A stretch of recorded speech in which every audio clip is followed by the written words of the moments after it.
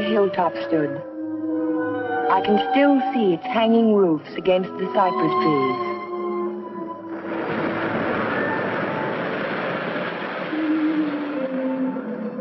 But Hilltop is no more.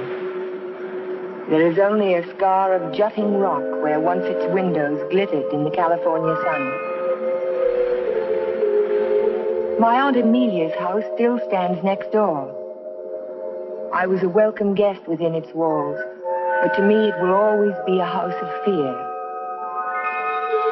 I was afraid that Sunday morning in September. I was afraid before the doorbell rang.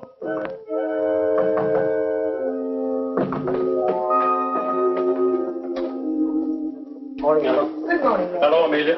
Where is he? Where's Cohen? Jeff? Why, what's wrong? It's a wonder you weren't murdered in your bed.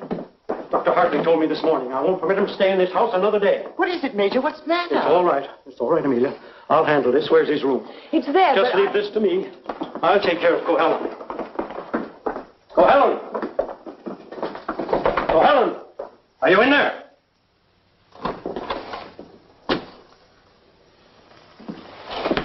He's gone. He can't be. He said last night... Well, I mean, he must be around somewhere. I'll search the place from top to bottom. Would anyone mind telling me what all this excitement is about? You've been harboring a dangerous man. A man who is... Wouldn't it be fair to Jeff if we waited until we find him and then he can speak for himself? Well, by all means, find him. But where? Well, supposing I look in the garage and see if his car's still there. Yeah. Just what did Dr. Hartley tell you?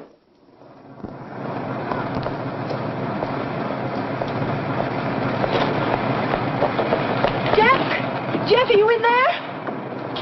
Jeff! Jeff, are you all right? Major Badger, hurry up! What's the trouble? Jeff, Jeff, I'm sitting in the motor. Stay out there. We must see what happened to that little boy. Gotta get him out in the air. Amelia, phone for an ambulance. Yes, I will. Come on, Ellen. Right grab away. his shoulders. You grab his legs. You get him out in the air. Come on. Jeff, if only I had listened to the doctor. If you had only listened to him on the train. There was something wrong even then, something terribly wrong. I should have seen it in your eyes the first time we met.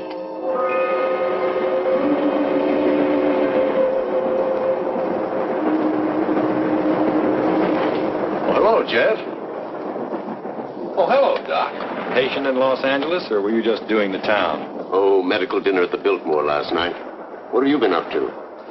I spent a couple of days at the General Hospital. Those dizzy spells again? Nothing serious, I hope. When I need a doctor, I'll come to see you. I was getting some technical stuff for the Veterans Hospital I'm working on. Didn't I hear somewhere that Ben Shepherd donated the land for it? That's right. Join me in a cup of coffee? No, thanks. I've just had breakfast. I'll see you later then. Oh, Jeff, Yes? I don't like those recurring periods of depression of yours. Why don't you come in and let me give you a checkup? One of these days.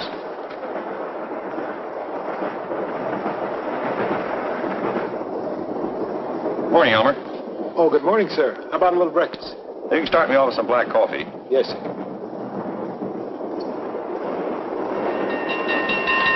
May I? Yes?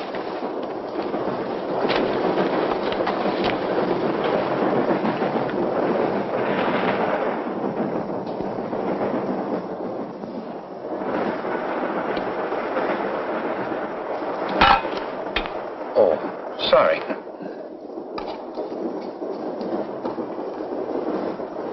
Go ahead, throw it. I've just saved the train from being wrecked. By throwing salt over your shoulder? Oh, by showing proper respect for the powers of darkness. Powers of darkness. What have we here? Disbeliever? Let's see what the tea leaves say about you. Your coffee, sir. Oh, thank you. There's a trick my grandmother taught me. She learned it from an old witch in Ireland. And so you've been drinking coffee ever since? That's beside the point. I see your name scribbled on the bottom of the cup. It starts with an L, doesn't it? It does not. Ah, but it does. The tea leaves never lie. I see it now. L-N. Your name is Ellen. Isn't it? Yes. You'll not be so quick to scoff now, will you? Now, let's see where you're from. I see a large body of water. Not so large as an ocean, but the next thing to it. Now, what could that be? Lake Superior. It's the largest lake in America. Then you're from Lake Superior. From Minnesota. Now we'll go into your destination. It's Pine Cliff, of course. You wouldn't be on this train. But where in Pine Cliff? I see here an old woman and the letter A. Now, let me see. The old woman is standing in the garden and she's talking to her neighbor. So you're going to the city, she says. And what train will you be coming back on? Saturday's train, he says.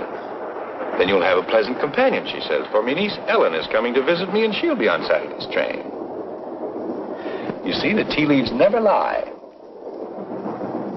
And neither do the tea bags. But how will I know her, I says to Amelia. Sure, now, she says, just look around the parlor car and the prettiest girl there, that'll be Ellen Foster. You're a real Irishman, aren't you? You've obviously kissed the blonde stuff. Kissed it, she says. I wear it on my watch fob. And just from what part of Ireland do you come? Flatbush.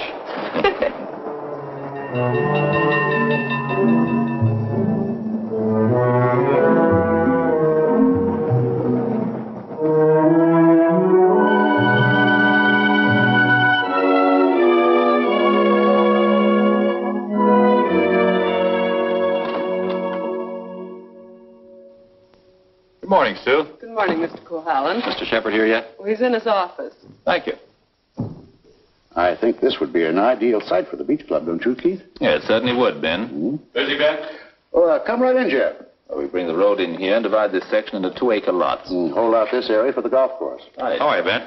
Hello, Jeff. How was the trip? Fine, thank you. I bought you a little present while I was in Los Angeles. Found it in an antique shop. Hi, Jeff. Parents? It's a map of an old Spanish land grant. Say, that is an antique. Here's the Ibarra territory. My grandmother's grandfather, he lived right there. That was before California was a state, wasn't it, Ben? It certainly was. I keep forgetting how long your family's lived here. Only since 1820. Really? Come in. Pardon me, Mr. Shepard. What is it, Mac? Well, Sue told me you were in here. Did you take any blueprints with you when you went down to the city? No, why? Why, the rear elevations are missing. They can't be. I put them in a file Thursday. Well, they're not there now. Well, there must be. Come on, I'll help you look for them. See you later, Ben. Thanks for the map, Jeff. Glad you like it. Jeff seems to be getting awfully absent-minded lately, doesn't he? Well, the boy works too hard. Maybe so, but... Say, that's quite a map, isn't it? Oh, it's a beauty. Look, here's our beach. That's the old Spanish name for it, Costa del Rey, the Coast of Kings.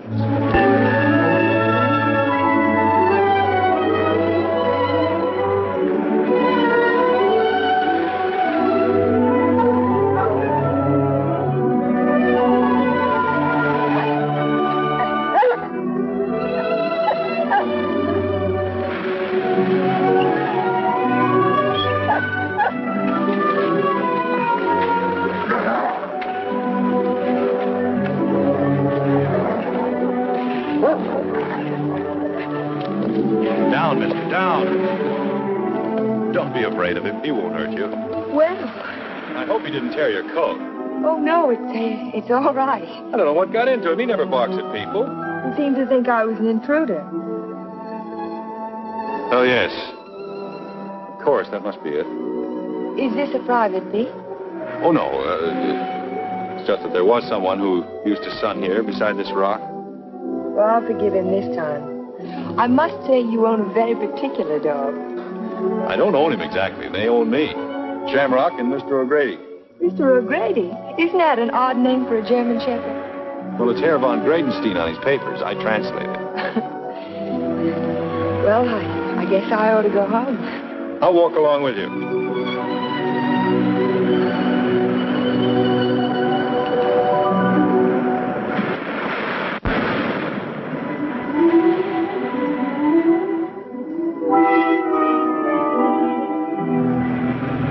What an amazing house.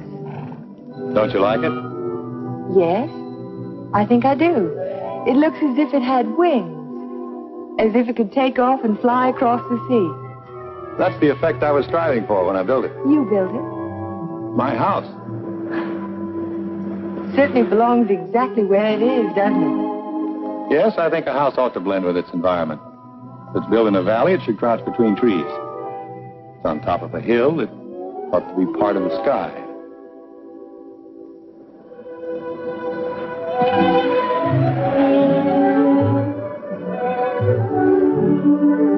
As soon as I put Shamrock up, I'll walk the rest of the way with you. It's nice of you to insist.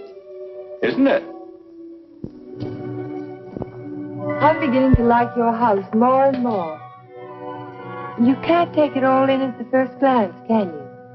No, it's like some people that way, I guess. You have to know them a while. Like you, for instance? Yes, I suppose that's true of me, too. We don't have houses like that in Minnesota. Do you mind if I take a closer look at it? I thought you said you were late. Oh, another 10 minutes won't matter.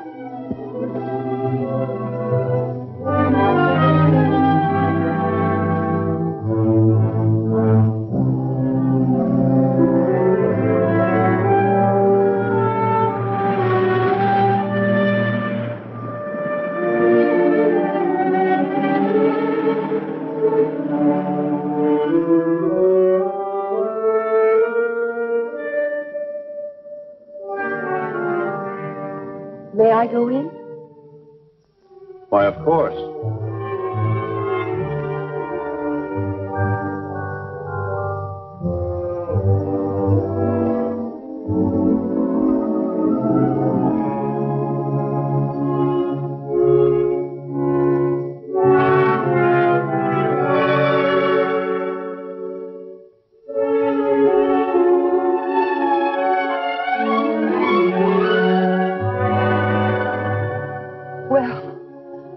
I just don't know what to say. Care for a drink? Thank you. Sherry, all right? Yes.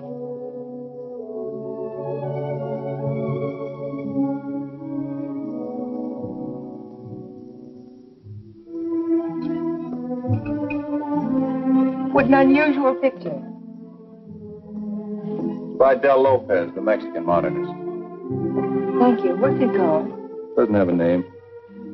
What does it suggest to you?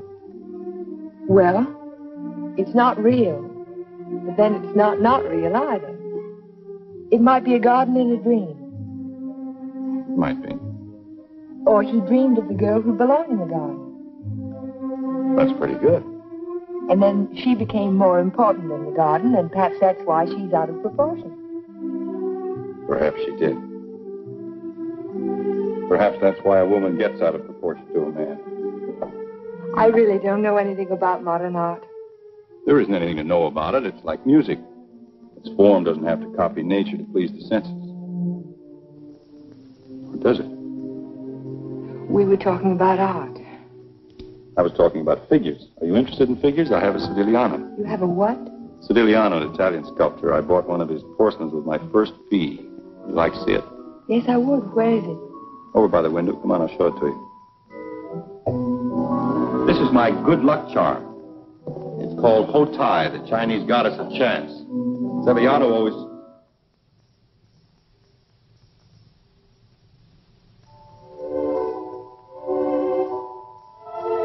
Oh, Jeff, I'm terribly sorry.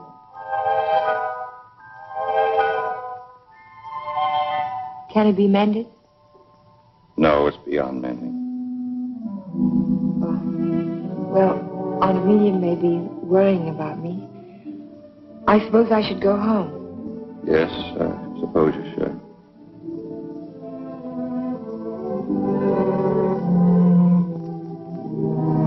Goodbye.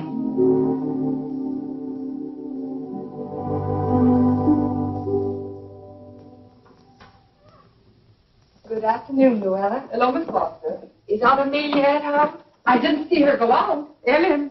Oh, hello, Aunt Amelia. Were you afraid I was lost? No, I was sure you could take care of yourself. But it was getting late, and I was afraid you'd forgotten about the dance at the country club tonight. Of course not. I just ran into Mr. Cohallen on the beach, and I stopped by his house for a glass of sherry. You were inside Hilltop? Why, yes. You don't disapprove, do you? After all, I'm a little old to need a chaperone. But no one's ever been inside Hilltop before. No one. Except Jeff. It's funny. He built it for his bride. Then there's a Mrs. Cohalan. No, Vivian was killed the night before the wedding. How awful. Aunt Amelia. Yes, dear. What was she like? Vivian, she was the most beautiful girl you ever laid your eyes on. She was Ben Shepherd's daughter. Ben Shepherd. Ben owns most of Pine Cliff. That's why it was such a perfect match. Jeff was a protege of his, more like a son. And when he fell in love with Vivian, Ben was delighted. Of course, he adored Vivian, especially after her mother. But I shouldn't talk about her mother. It was such a scandal. Poor Ben. Aunt Amelia, you said that Vivian Shepherd was killed. Was it? It was an accident. Jeff told Ben it was bad luck to have a party before the wedding, but Ben insisted. There were so many people there. Jeff and Vivian stole away in her car, and 5 minutes later she was dead in a collision at 12 Mile Drive. You never can tell what private tragedies people have had, can you? I mean, when you first meet them. He seemed so light-hearted on the train. He can be that way sometimes, and next minute he's strange, like never inviting people into his home and never mentioning Vivian's name. I can tell you one thing, we've been pretty worried about Jeff, but the way he's been acting. Well, how would you expect him to act after a shock like that? Seeing the woman he loved killed right in front of his eyes? It's a wonder he didn't go out of his mind. Don't get so excited, dear. I'm sorry. And don't get too interested in Jeff Cohalan. There are other attractive men in Pine Cliff. Oh, men who aren't... Men who aren't what, Aunt Amelia? Well, after all, he has had a tragedy in his life, and it's only a year ago. Hadn't we better get dressed? Yes.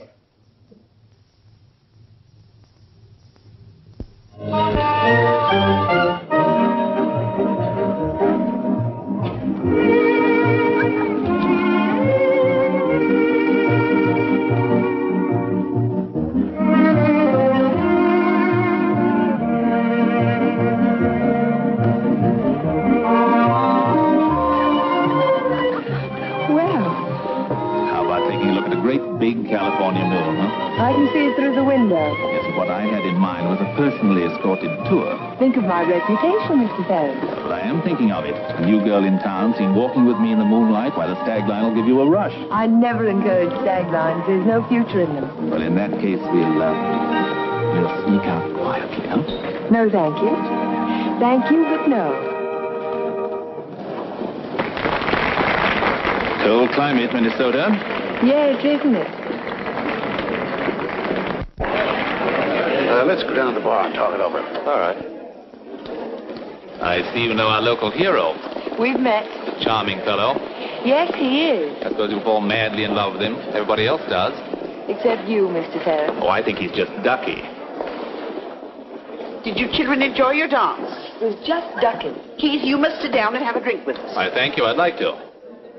Hello, Amelia. Hello, hello. Welcome home, Dodo. Thank you. Good evening, Major. This is my niece, Ellen Foster. This is Miss Ferris, dear. How do you do? How do you do? And Dr. Hartley. Why, yes, we met on the train. My name is Ferris, too. You, I know. A waltz, Major. Now, you two stay right here and don't you move till we get back.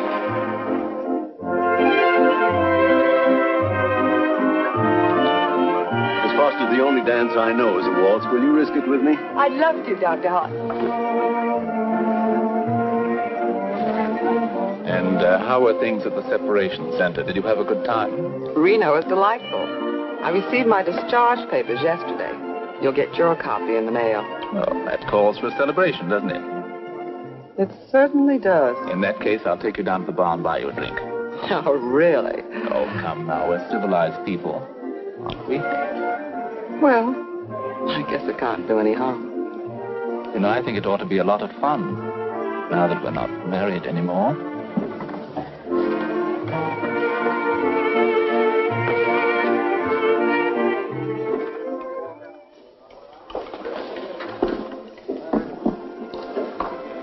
What do you think your chances are? Ben, I built more hospitals in the South Pacific in 1 year than the average architect will see in a lifetime. The only competition I'm worried about is Talbot and Talbot. Huh? Not that I can't compete with them professionally, but they seem to know how to play the political side of it. Well, that won't count here. I hope not. Anyhow, I'm indebted to you for a crack at it.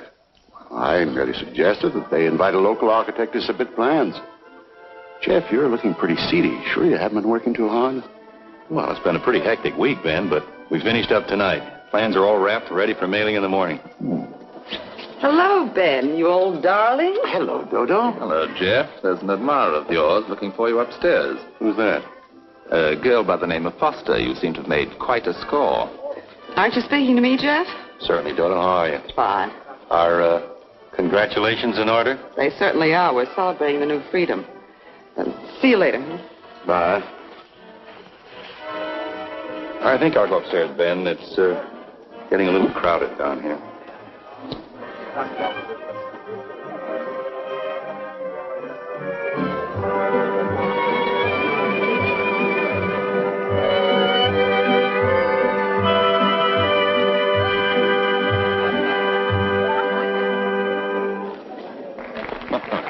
Too long? I'm completely exhausted.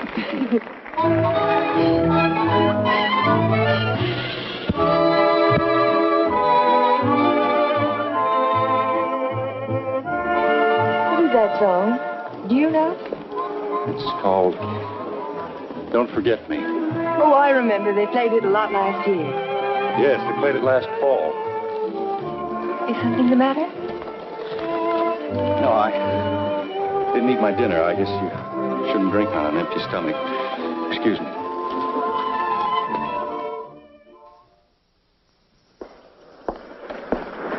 Here, Butch. Such a little animal, and yet he's got an appetite as big as mine. Well, Jeff wasn't that, sir. Oh, maybe he left early. But he looked so worried last night.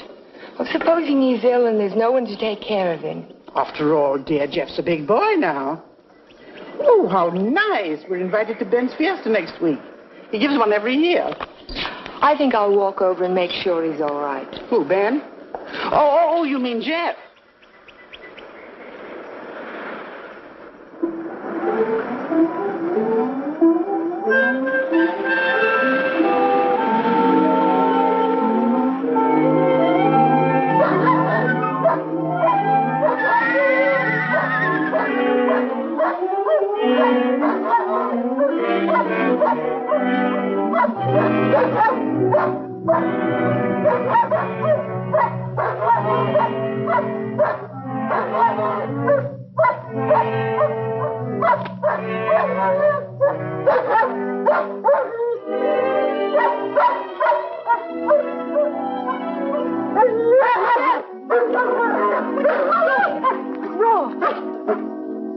Look at his right front leg. It's shattered. Poor Henry. I hate to have to destroy him. How did it happen? I don't know. I don't know how it could have happened. You better wait for me outside.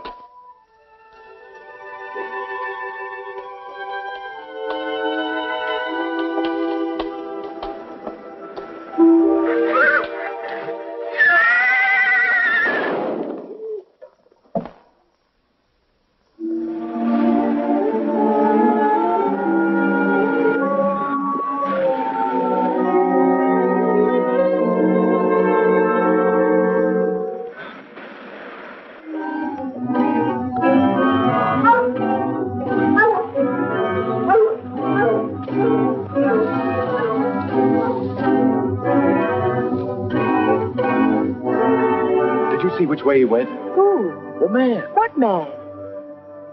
He was hiding in the bushes. Didn't you see him? No. I only saw some branches move, that's all.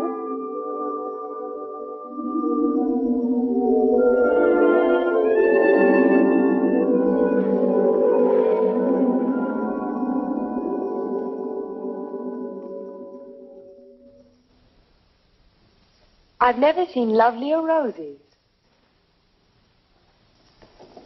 What are they called? Matador, I believe. They grow on the bush out on the terrace. Matador? Of course, after the color of the bullfighter's cape. Or the bull's blood. Jeff, I'm so sorry about Shamrock.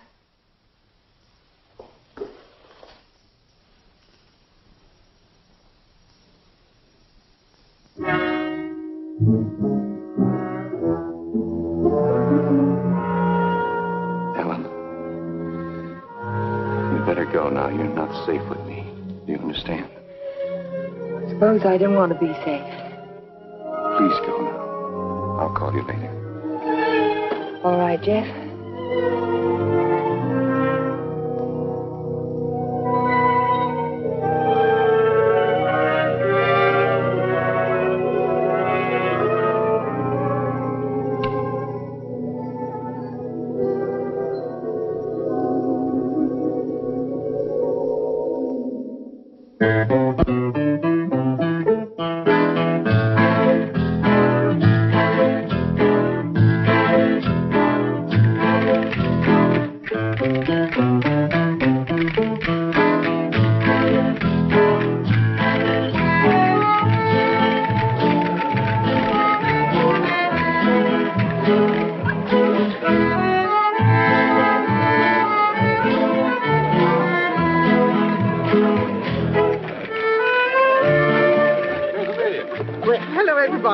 Ben, this is a wonderful part. Oh, thank you, Amelia. Tell me, have you seen the Major? Yes, he's right over there. Thank you. Excuse me, please. Certainly. Will you excuse me, please? All right, Ben. Yeah. Major, I wonder if you could tear yourself away from these charming people and come and speak with Mrs. Atkinson. She's dying to talk to you. You know, for a woman my people's age. Go ahead. Tell me, what does a certified public accountant do? Especially a pretty certified public accountant. I compile actuarial tables for an accident insurance company. What are the odds against a man fracturing his arm? That sort of thing. Oh, what are the odds? 90 to 1 that you won't break your arm this year. Well, that's good. But if you do, it's 2 to 1 that it'll be the right arm. Or have you noticed that in your practice? No. What I've noticed is that my patients have all their fractures just when I'm ready to sit down to dinner.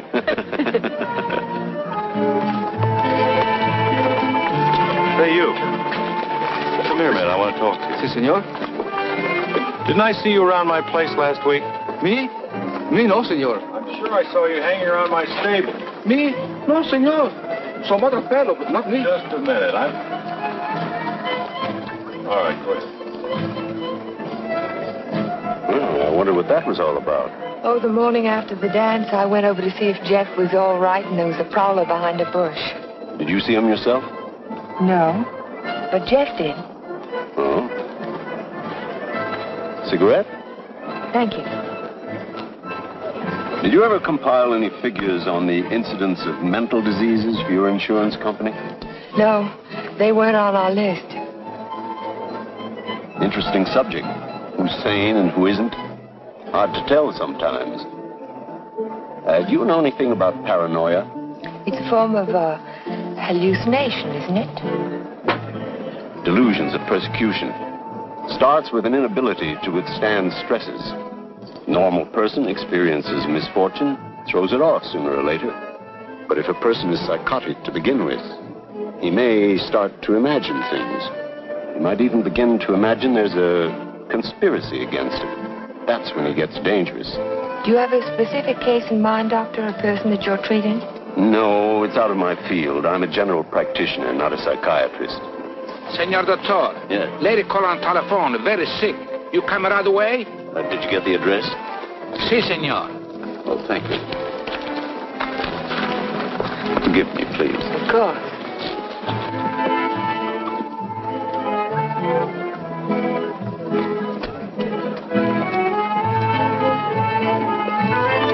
Are you sure, Jeff? Ben, I'm positive it was the same man. Well, I'll talk to them if you want me to, but you know how it is with those fellows. They all look alike if you don't know them. Maybe you're right, Ben. So the guy gets up and he says, Keith, you take a powder. Well, the guy was bigger than I. What could I do? The same thing happened to me, only he wasn't so tall. Oh, I remember all too well. For that evening. Excuse me, honey. I'll be back in a while. Certainly. Because the rest of the committee feel that a local architect should have the job. Ben, may I see you a moment? Surely. Excuse me, Jeff. Certainly.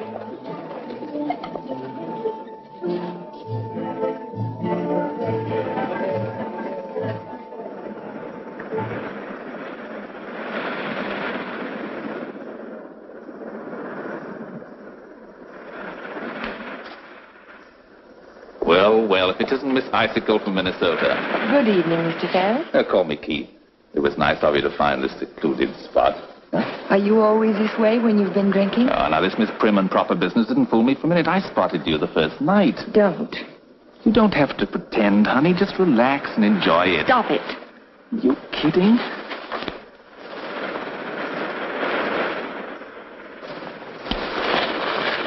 Jeff. Hello, Galahad. Been playing Peeping Tom? Get out.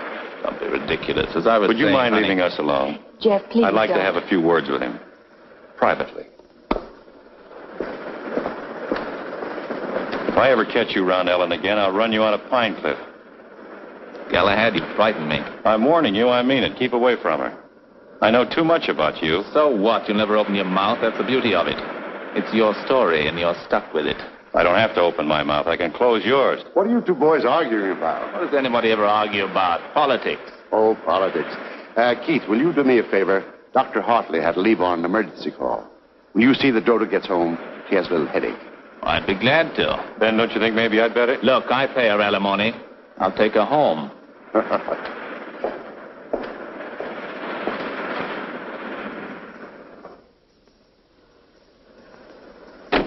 It was a lovely, lovely party, darling. I'm glad you enjoyed it. You're sure I can trust you to take her straight home? Oh, the car knows the way, Ben, all by itself. Good night, then. Oh, Ben. Yes? It might be a good idea to keep an eye on Jeff tonight. See that he doesn't drink anymore. He was getting a little out of control. Thanks, Keith. I'll watch him. Good night.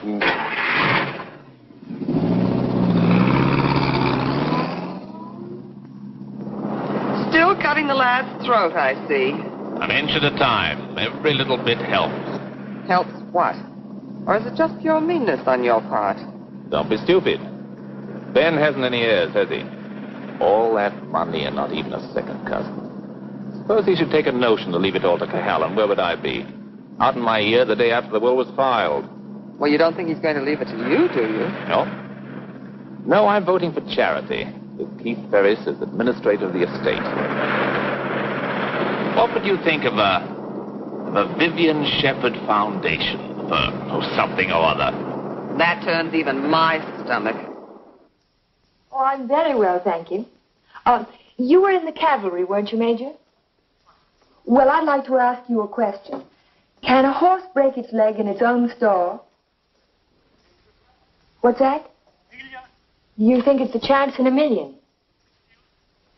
No, I was just computing the odds on an accident that happened last week.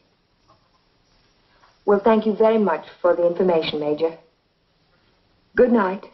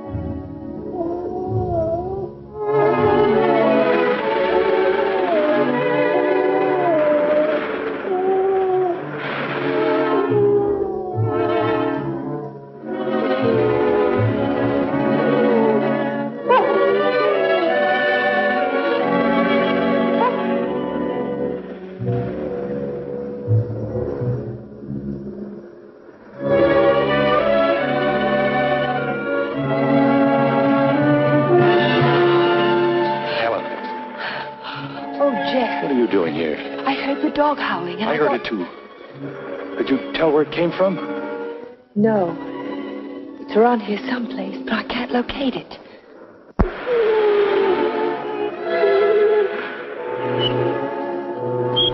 Jeff, listen.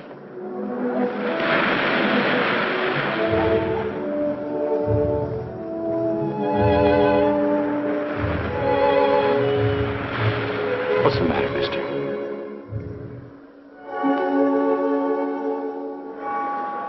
He's gone. Oh, Jeff.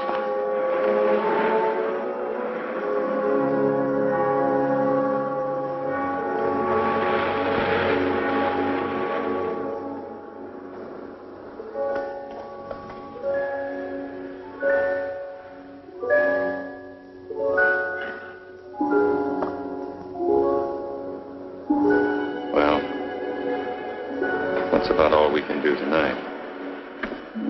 Jeff. I want to talk to you. Well, not now. I'm sorry, I didn't mean to be rude, but I'm just not in the mood for conversation. You have to listen. It's important. Well, let's go up to the house.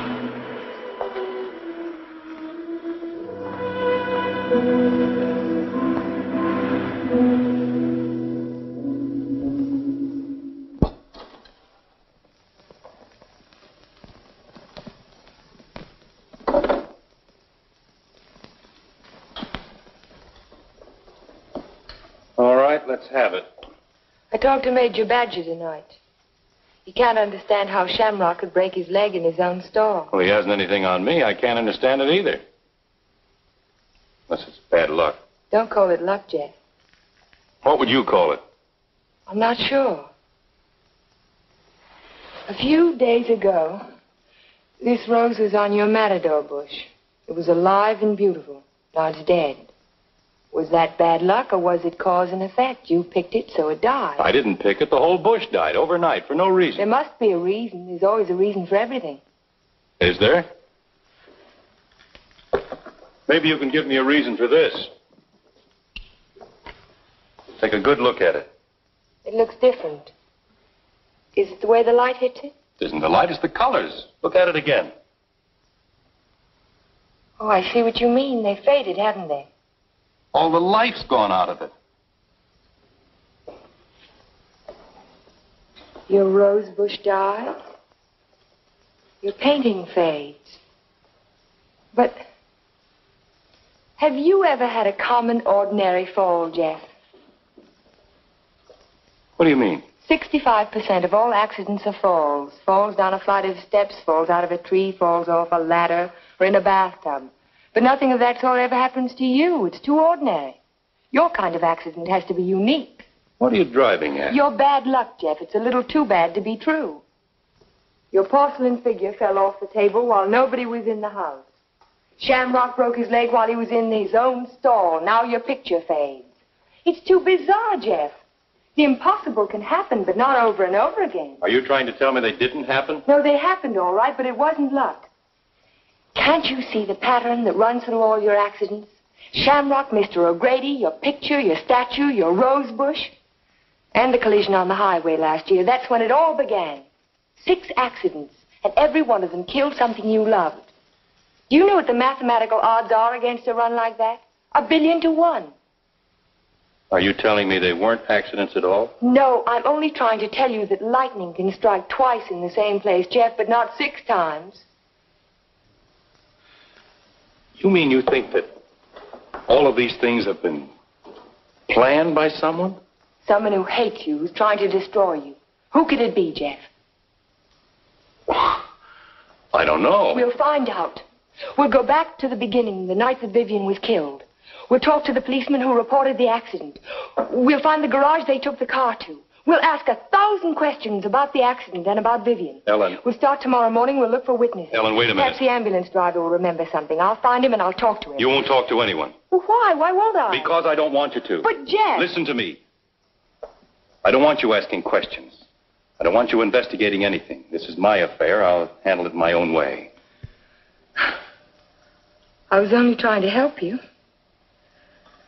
Well, now you've let me know where I stand. You don't want any help from me. All right, then, do it your own way.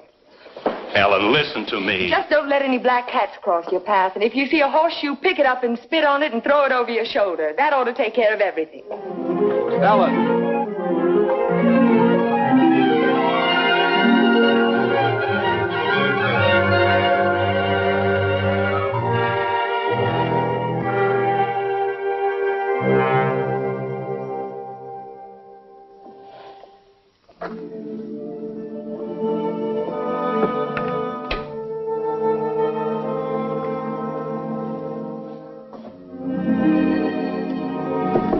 Come in. Hello, Aunt Amelia. You didn't tell me good night, dear. I'm sorry.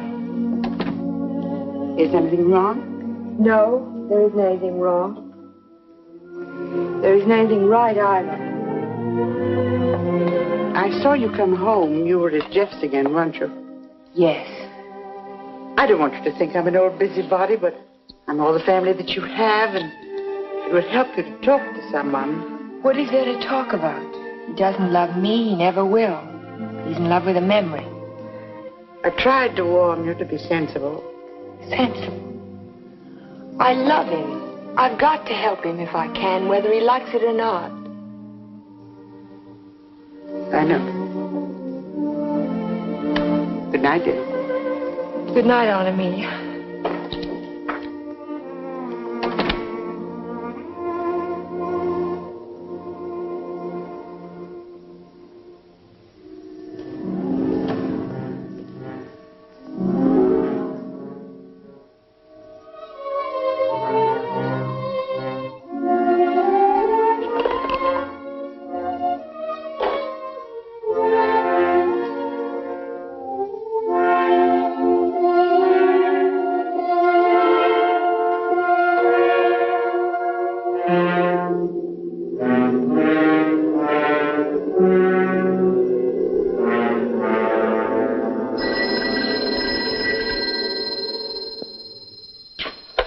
Hello? Hello, Jeff. Oh, yes, Ellen. I've taken your painting to an art shop. You did what? I found out some very important information. If you come over tonight, I'll tell it to you. No, I can't tell you now. Look, I thought you understood I was going to handle this in my own way. Don't argue, Jeff. Just come on over. Goodbye. Well, what do you think? It's hard to understand why it's faded. The artist didn't use pen colors. He didn't even use tempera. There must be a reason. I would say this was painted with London watercolor. That's the best you can get. Nothing fades them except continuous exposure to strong sunlight for at least a month. That's impossible. I can't imagine what caused it. Well, I'll tell you what I can do. I can talk to a couple of artists I know. They might have an idea. I think my best bet is to go and see Trilfit. He's a watercolor man. He's one of the best. He ought to know everything about it. I think I'll catch him tomorrow morning. You know Trilfit, the naturalist. He painted dogs and horses and cows. My wife, he made a beautiful Thank you painting. very much. I'm sorry to have troubled you. Oh, no trouble at all. Oh, Miss Foster. Yes? I just remembered something. Years ago, I framed some pictures for a painter by the name of Torres, Vicente Torres. One of the paintings was an old lady playing the guitar. It was a watercolor. And it faded? The man who bought the picture took sun lamp treatments that winter, and he took it on a couch right under the painting, and he was mystified why the color faded. So Vicente found out that the rays from the sun lamp broke down the pigment. Can you remember the name of the man who owned that picture? I don't think I ever knew. It was some local man. What about the artist? Is he still in Pine Cliff? Torres? He died 5 years ago. Oh. Thank you again. Sure.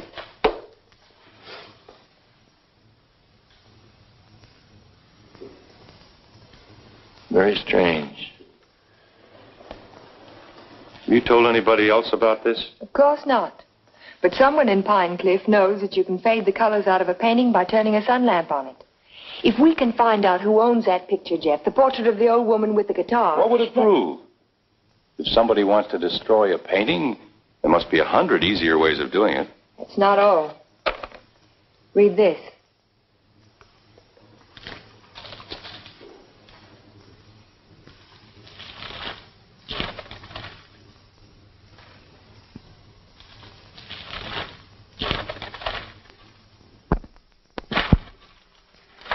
Arsenic? In the soil underneath the matador bush. I dug it out this morning. Enough arsenic to burn out the whole root system. It didn't get there by accident, Jeff. Someone put it there. Someone who knows how to poison a rose bush. Or a dog. Or a man's life. Would you really like to help me? You know I would. Then forget it. Forget the whole thing. But there was poison in the root system. The chemist told me. You never saw the chemist. You never heard of a portrait of an old woman with a guitar. Do you understand? No. No, I don't understand. Jeff! Jeff! Your house. Look out the window. I saw it from upstairs. What? It's burning.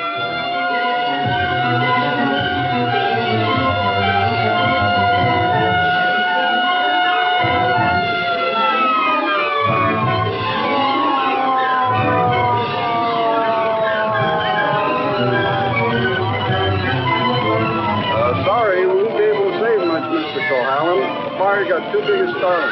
Everybody stand back. Out of the way, please.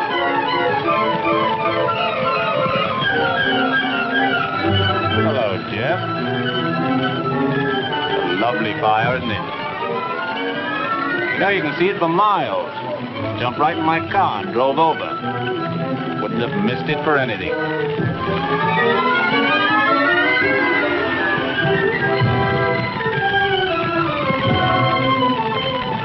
I'm so sorry, Jeff. Such a beautiful house. I'm glad it's gone.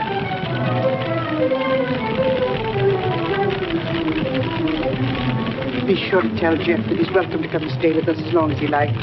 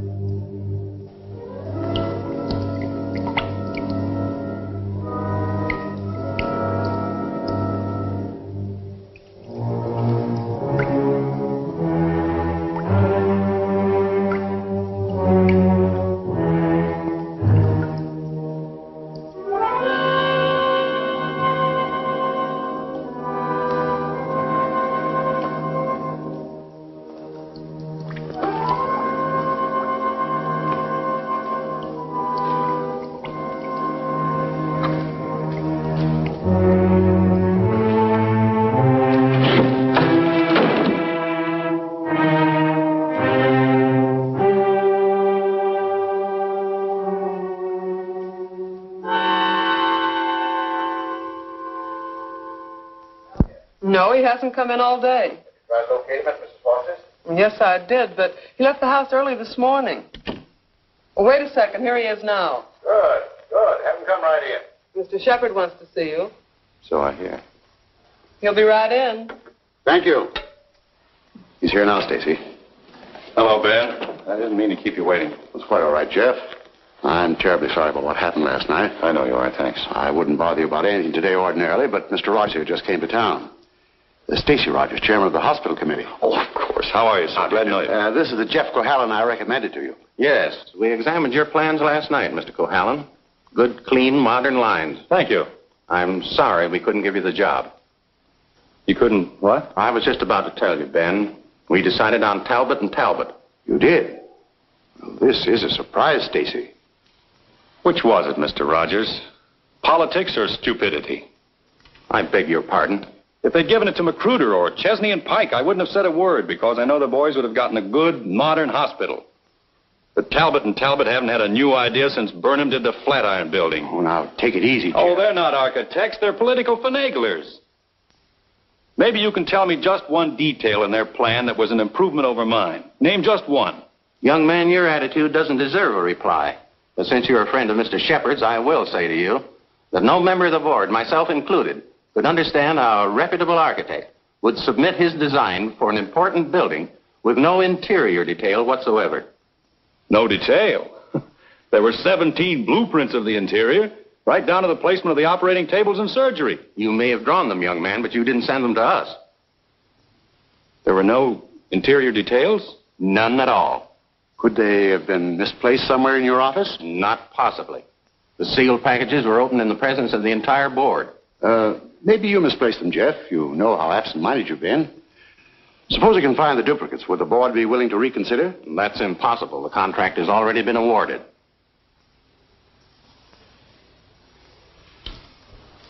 Now, this is quite a shock, Stacy. I felt sure that Cohallen would get this job. Oh, I'm sorry, Ben, but you understand my position. Jeff, you weren't going home without me, were you? Without you? You told me to drop in at 5:30 and you'd drive me home. Do you remember? I'm not going home now. Was anything wrong? Everything's wrong. Come on, let's get out of here.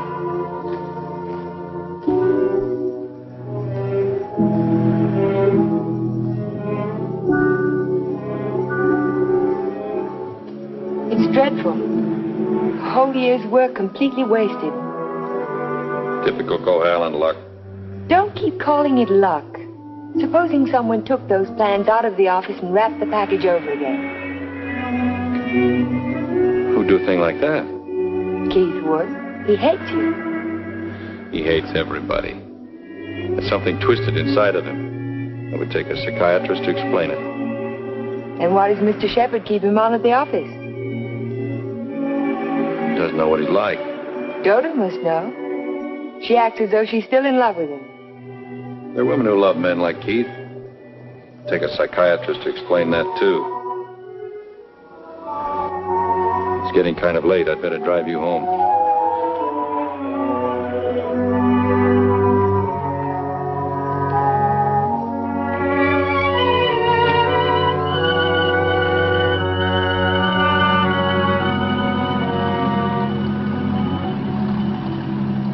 Isn't this near where... What'd you say? Nothing.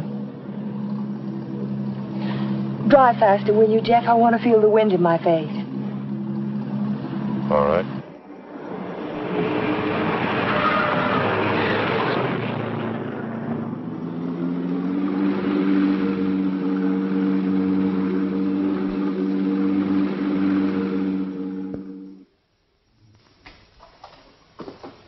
Here you are, Miss Foster. 296 Hall Street, Fall River, Massachusetts. Thank you very much, Sergeant. Just one thing more. The accident happened on 12 Mile Drive, didn't it? That's right. Just 3 miles from Pine Cliff. Thank you very much. Traffic Department, Miss Foster. Who? Just a minute, please. Oh, Miss Foster, it's for you. For me? Hello? Miss Foster? This is Dr. Hartley. How on earth did you know I was here? My office is just across the street. I saw you go into the police station as I parked my car. Are you in trouble, Miss Foster? In trouble? Why, no. I mean, not exactly. I think you better drop into my office. Can you come over right away? Well, I have a long-distance phone call to make first. Well, just as soon as you complete your call. Yes. I think I could come by in about 20 minutes. Thank you.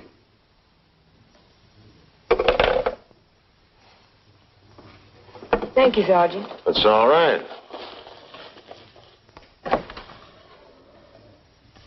Miss Foster. Hello, Dr. Hartley. Come in. Come in. I was startled when you telephoned me at the police station. Well, I'm very glad I spotted you when I did. Why did you ask me if I was in trouble? Well, the fact is, I'm in rather an awkward position. But your aunt is getting along in years, and I didn't want to disturb her unduly, so I thought it best to discuss this matter with you. Sit down, sit down. Thank you. Yes, Doctor? Since I'm your aunt's physician, I feel it's my duty to inform you that she isn't safe. That neither one of you is safe, for that matter. So I wanted to get your permission to speak to your house guest, to ask him to move to a hotel. But I don't understand. What has that to do with my aunt's safety? Yes, I was afraid you'd ask me that. The fact is, you're forcing me to take an unethical action. The man isn't my patient, and even if he were... Whatever it is you're trying to say, Doctor, why don't you just go ahead and say it? Yes, you're quite correct. I'll come to the point. Let me say that I believe your house guest, Mr. Cohallen, is definitely paranoiac. He seems to have all the obvious symptoms of delusions of persecution. If that's true, then you and your aunt are in a hazardous position. Two helpless women in the same house with a man who may become dangerous at any moment. We can't allow it. May I ask you a question, Doctor? Certainly. You speak of delusions of persecution, but... Oh, a delusion is imaginary, a thing that never happened. That's right. But Jeff's dog was poisoned. His house was burned down. That was no delusion. I saw it myself. Did you see the gasoline can? Gasoline can? The gasoline can the police found in the ruins of Hilltop. It was an unusual type of container. Only one store in Pine Cliff sells them. And that store sold such a can to Jeff last Monday.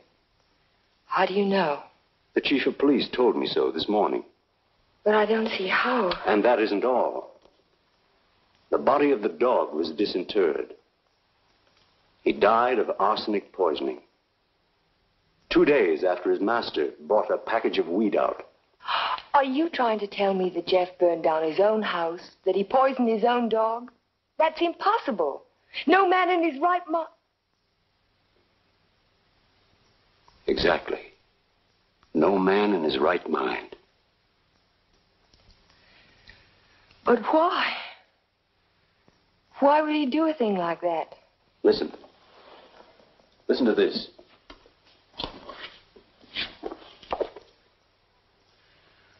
Once the feeling of guilt is firmly established in the subconscious, the patient may do injury to himself as a form of penance or self-imposed retribution. Such actions may be taken without conscious volition and will often disappear entirely from the memory stream, so that the patient is later unaware that his injuries were self-inflicted. That's my theory, that Jeff is suffering from feelings of guilt, and he's unconsciously punishing himself for it. Guilt? You keep talking about guilt. I don't understand you. What is he guilty of? His fiancée was killed in an automobile accident a year ago, and he was at the steering wheel at the time. It would be an unusual man who didn't reproach himself under those circumstances, even if he was blameless. And if he thought he was responsible for the death of the woman he loved, if the thought began to prey on his mind, it's rather an obvious theory, isn't it? Yes. Then I have your permission to speak to him. I'll be as tactful as possible. No, not yet. Not until Friday. Friday? I've got to have time to think about it. I'll be very careful, but promise me you won't speak to him yet. Well, I can't force my opinions on you, Miss Foster, but I must emphasize as strongly as I can that delay can be dangerous. Extremely dangerous. I'll be very, very careful, Dr. Hartley. I hope you will, Miss Foster. Thank you.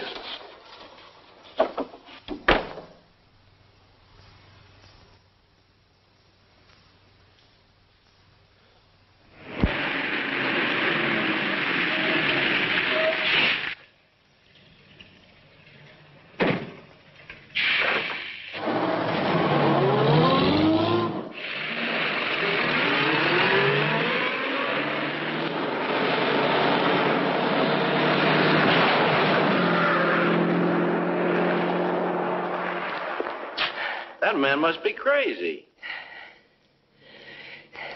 Thank you very much.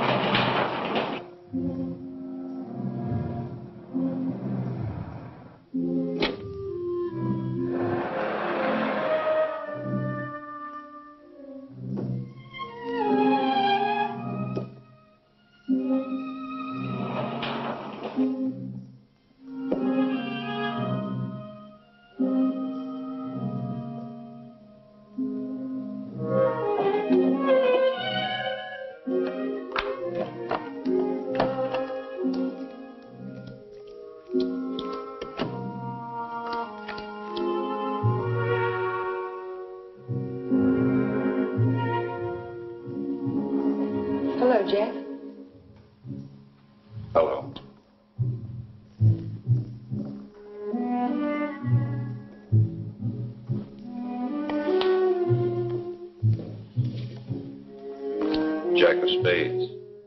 Is that bad luck? Like a black cat?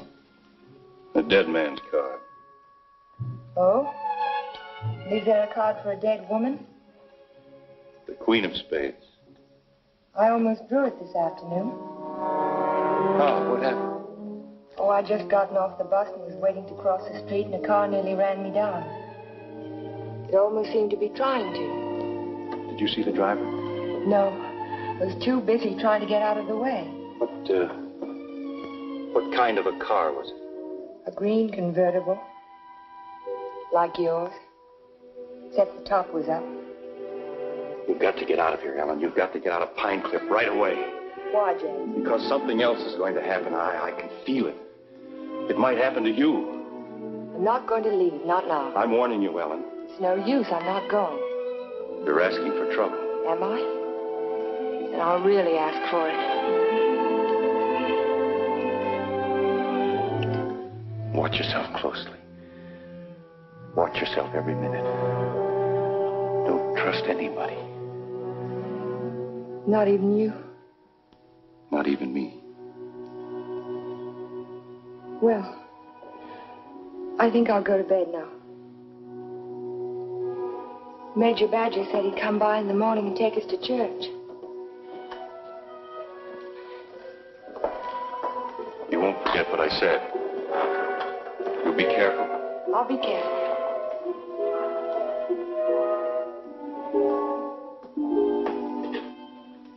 Jeff. Yes? How long have you known Dr. Hartley? For years, ever since I came to Pine Cliff. Has there ever been any bad feeling between you? No, why should there be? Well, he thinks that the shock of Vivian's death might have affected your mind. He thinks that you might be paranoid.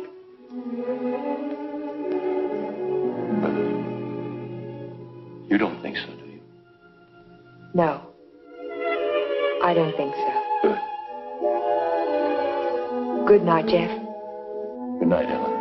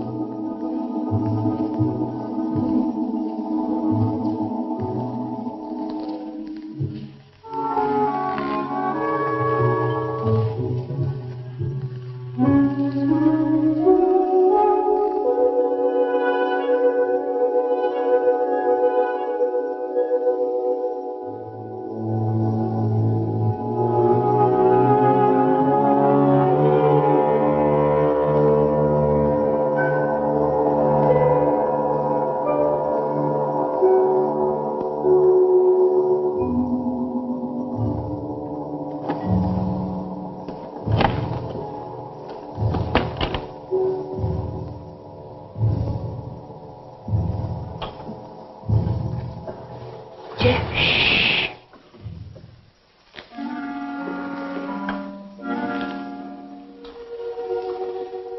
I had to see you again. I wanted you to have this. Don't be afraid to use it if you have to.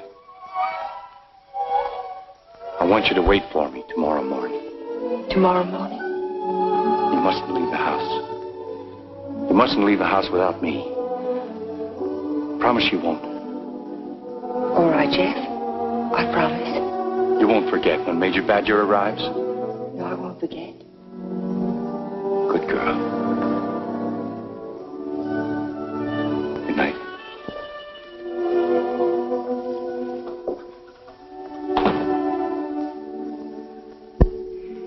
We found Jeff early the next morning. I can still smell the fumes of the gasoline as we pulled his body from the car. But somehow it didn't quite ring true. I couldn't believe that Jeff would try to kill himself. No suicide note was found, but the local architect was discovered in the Foster garage with the door closed and his car motor running. He was immediately removed to City Hospital, where latest reports from Dr. Raymond Hartley advised that Cohalan is now definitely out of danger. On the national scene, Congress resumed its discussion of the Morse-Conlon bill today. Labor spokesmen have announced that they will request an amendment guaranteeing... I'd like some more coffee, nurse. With cream and sugar? How did you get by the no visitors sign? I walked right straight past it to ask you a question. Oh, you did? Well, suppose you walk right straight past it again, going the other way. Not till you've answered my question. Would you rather I rang for a nurse? Oh, you weren't that way on Saturday night when you needed me. I made you a promise then and I kept it. Now I think you owe me the answer to one question. Just one. Well, I won't ask you why you came to my room that night. I know the answer to that one. Oh, you do? Certainly. You wanted to make sure that I'd find you on Sunday morning before the motor ran too long. You probably didn't start it until after the major rang the doorbell. You don't miss much, do you? You counted on that, too. You knew that when we couldn't find you in your room, I'd think of looking in the garage and oh, thank you to see if your car was still there. You have all the answers, haven't you? All except one. Why did you fill those buckets with gasoline? Fill a bucket. Oh, you saw that, too? Yes. I wasn't filling buckets. I was draining the gas tank. So if you didn't show up in time, the motor would stop running as soon as the gas in the carburetor was gone. But why? Why did you do it? You had your question. Don't be technical. Why did you pretend to commit suicide? When that car almost ran you down Saturday morning, you don't think that was an accident, do you? I couldn't get you to leave town, so I had to give him a different target. Different target? Me. Man doesn't kill my rose bush and my horse and my dog and then stop there. He must want to kill me. I can't wait any longer, not while strange automobiles are trying to run you down on the highway. I've got to force his hand now. I want him to think that it's safe to take a shot at me. Don't you understand? Not quite. I've tried to commit suicide, haven't I? It was on the radio. It says so right here. So what if somebody takes a shot at me now and leaves the gun in my hand? It's an open and shut case, isn't it? The police wouldn't even investigate. So he's free to kill me now if he can. Doesn't have to hit around the edges anymore. But keep away from me. Don't stand too close to the target. Is that why you wanted me to leave Pine Cliff? That's why I want you to go home now and stay there. Lock the doors from the inside. If you have any visitors, don't let Aunt Amelia out of your sight. Don't trust anyone. Where will you be if I want to find you? I don't know, but I have to get out of here. I can't wait for him to make the next move. I've got to get out and go after him. You say the exhibit was in 1939? The summer of 39. I ought to have that catalog somewhere.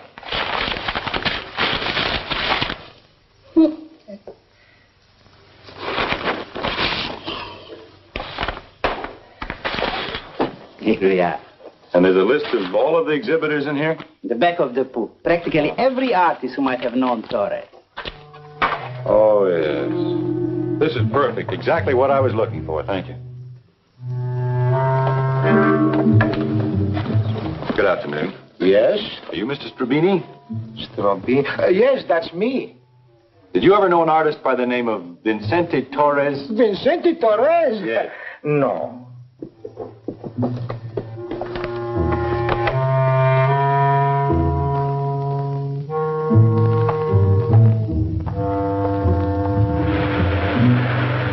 Vincente Torres? Certainly I knew him well.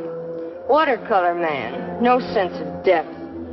Do you recall a painting he did, a portrait of an old woman with a guitar? An old woman with a guitar? Don't believe I ever saw it.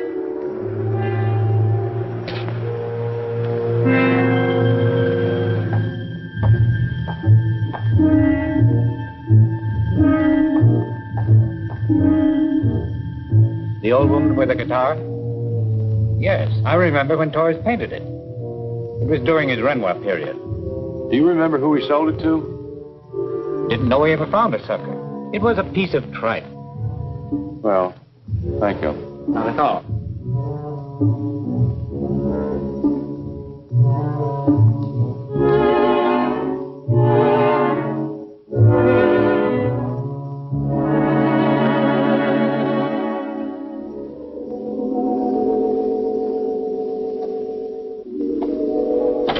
Why, Mr. Cohallen, Hello, Sue. you had a few phone calls. Anything important? I don't think so. A man named Carter called. Said he was a friend of an artist that you knew. The name sounded like Boris. Was it Torres? Could be. Did he leave a number? No. He said he'd call back around 6. What's after that now? When Mr. Shepard's anxious to see you. He's still in the office. Okay. Shepard Estate? Oh, yes, just a minute. Mr. Carter. Hello? Yes, that's the man, Vincente Torres. Do you remember a watercolor he painted, a portrait of an old woman with a guitar? You do? Do you remember who bought it? You're absolutely certain? Oh, thank you.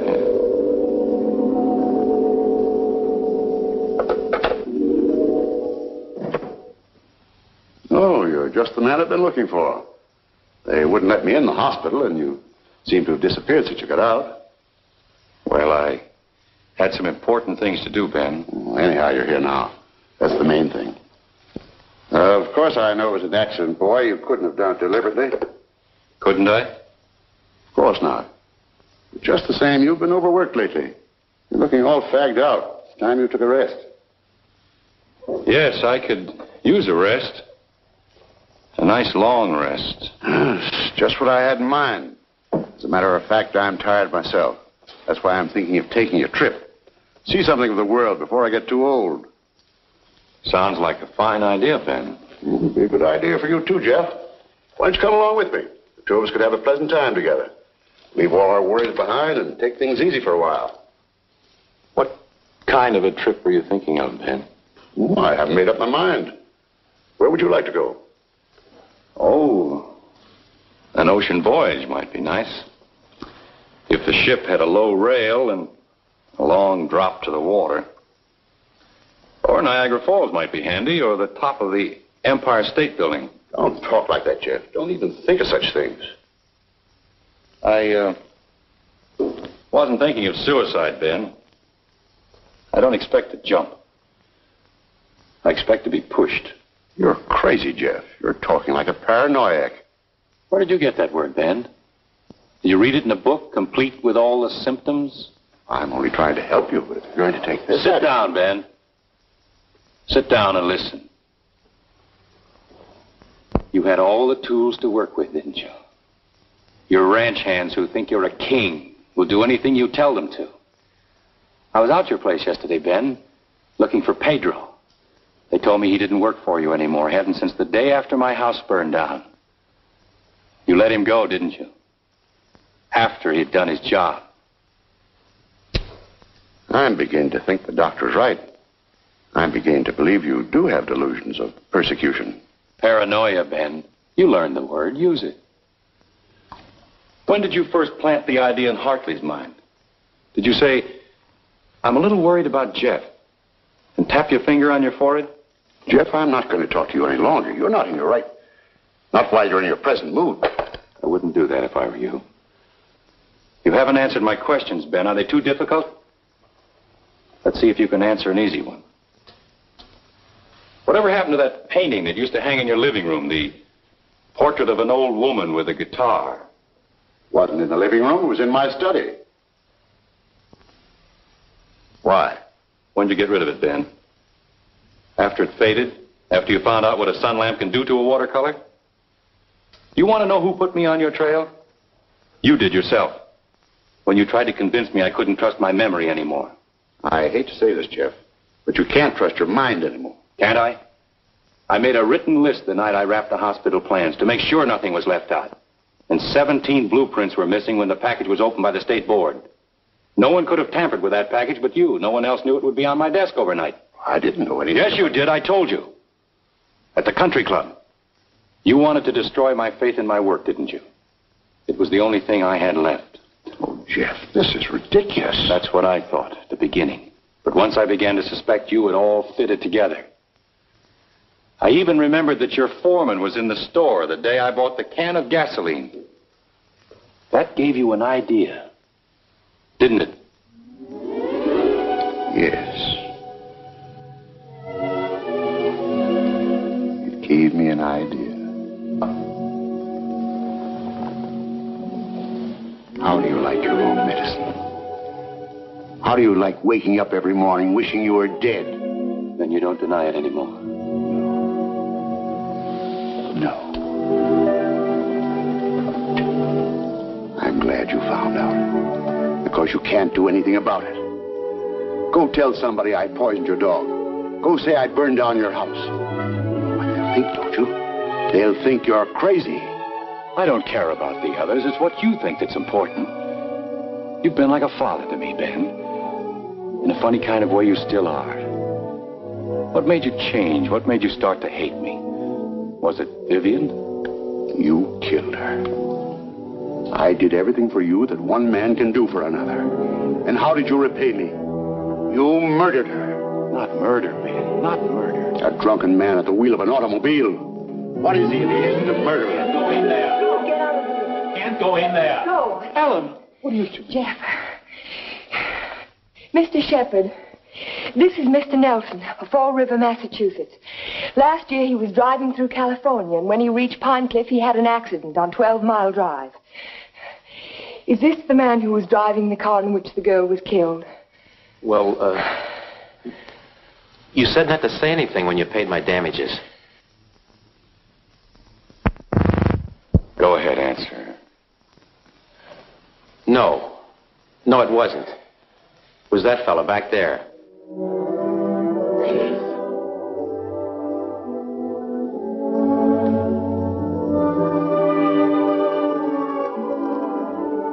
Thank you, Mr. Nelson.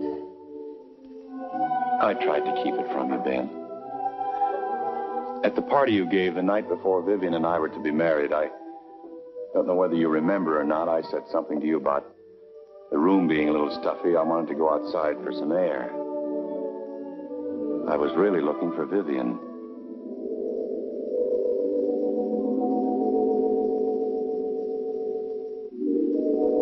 I found her all right. I heard them talking to each other. It wasn't anything new, Ben. It had been going on for years. All the time I was overseas. He was telling her why he'd never marry her. He couldn't. Dodo wouldn't give him a divorce. So she said, we'll run away without a divorce.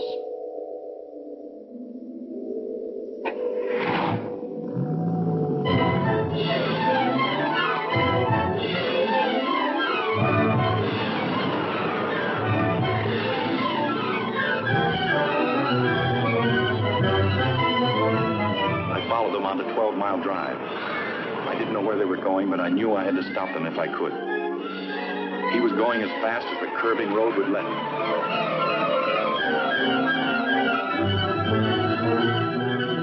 I tried to catch him, but he was driving like a madman. We were coming to the fort where 12 Mile Drive meets the highway. I saw a car approaching on the main road. Ferris didn't see the other car. I knew what was coming, but there was nothing I could do to stop it.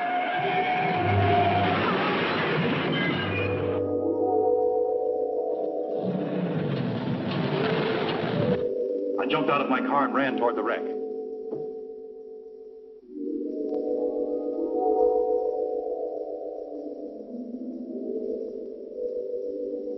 He said, do something for her.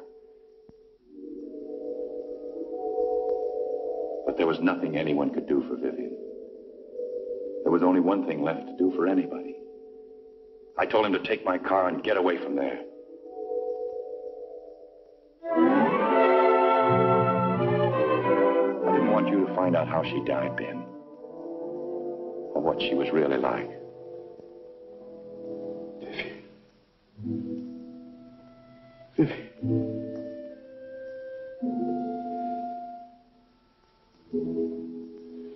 I'm sorry you had to know, Ben. Even now.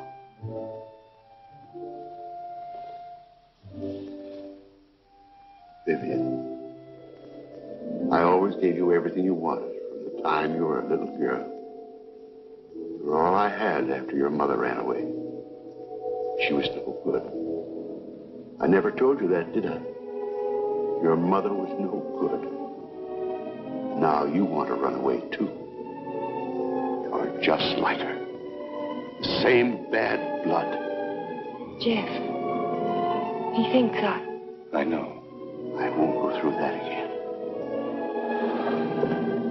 I'll kill you first.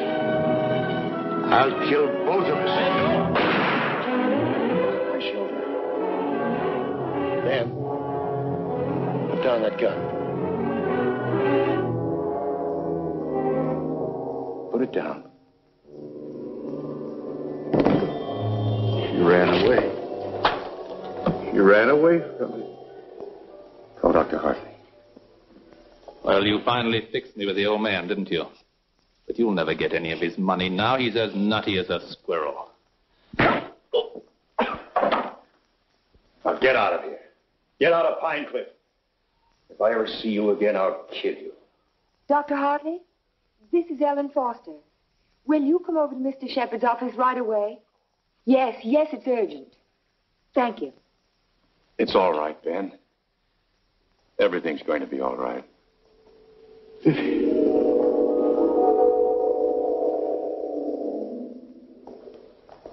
Well, Doctor, will he live? He's healing beautifully. No infection, no complications, simple perforation of the deltoid. All the time I thought it was my shoulder. You won't need that thing anymore. Good. Yeah.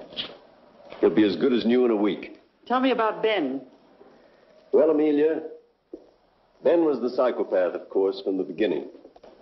I ought to have suspected it, of course. Now he's had what the psychiatrists call a catharsis. He's brought his troubles out into the open. Ellen helped to bring them out when she phoned Fall River. He'll be all right now, in time. Well, I'm very happy to hear that. Well, I hate to drag myself away, but the ill and injured are waiting. I'll see you to your car, Doctor. Bye, Ellen. Jeff?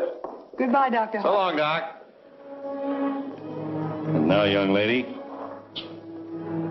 suppose you come along with me.